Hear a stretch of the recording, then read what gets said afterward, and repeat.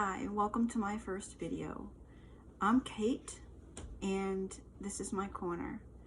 I'm going to bring you along to show you how I cook and care for my family. I live with my mom and my nephew, and we have 2 dogs and a cat. And I'm going to show you how I do the things I do. And the first thing I'm going to do is show you how I rotate my kefir grains.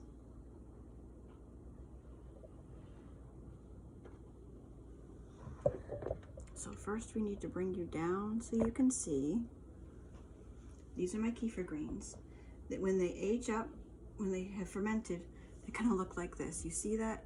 This is the way. This means that it's time to rotate them. I'm just going to dump them into a strainer. You don't want to use metal. You can use glass, you can use silicone, you can use plastic. You can use stainless steel. I don't. I just like to stay with the things that are recommended. And this I'm going to wash. You don't have to wash the jars every time you do it, but it's a good idea. You see those bubbles in there? Can you see those bubbles? See those lovely bubbles? That is where the yeast lives. And you just smooth it around, and you don't need to whip it around. You just gently fold it and mix it and blend it, and the whey, or the kefir actually, will go down into the bowl, into the bottom of the bowl. And then if you have this close enough,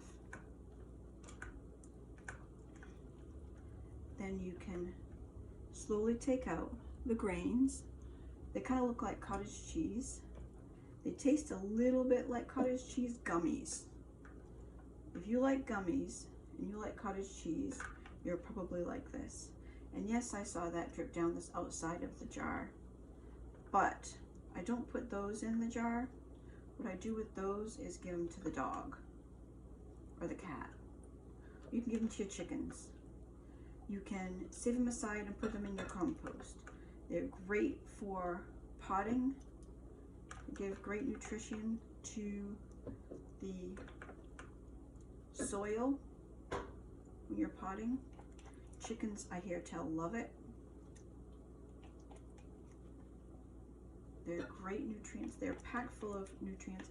If you have never heard of kefir, they do sell it in stores already made up. I don't like the flavor of those. They taste kind of chemically to me. So I acquired my own grains from someone I just happened to meet. And it doesn't take much. Hello, Chloe.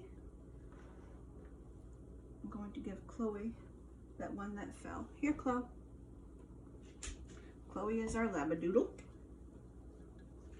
She's a sweet girl. She's a 13-year-old and a new member of our family, along with the cat.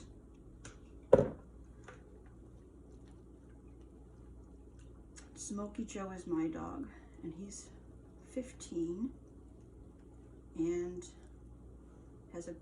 he's a Cairn Terrier, and he has quite the catitude. He thinks the cat is his newest toy.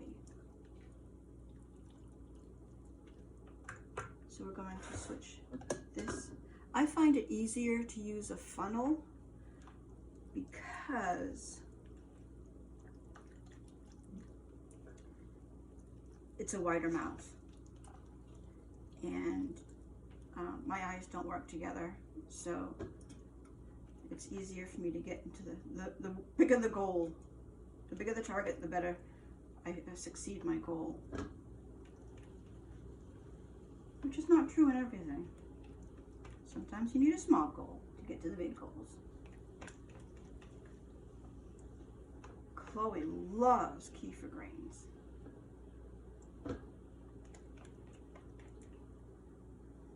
She hears me doing the kefir and she comes a running.